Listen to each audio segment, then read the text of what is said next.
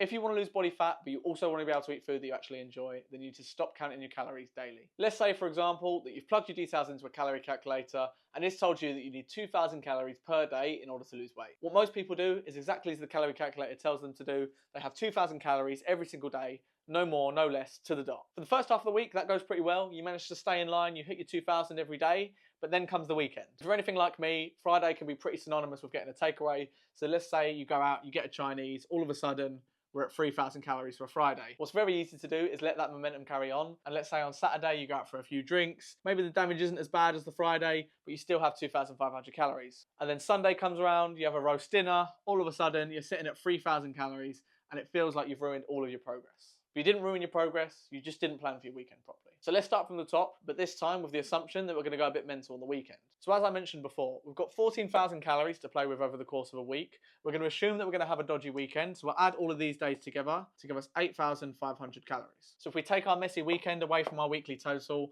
that gives us 5,500 calories to play with from Monday to Thursday. Last bit of maths now. If we divide our remaining calories by 4, we get 1,375, which is how much we need to eat every day from Monday to Thursday for us to stay on track.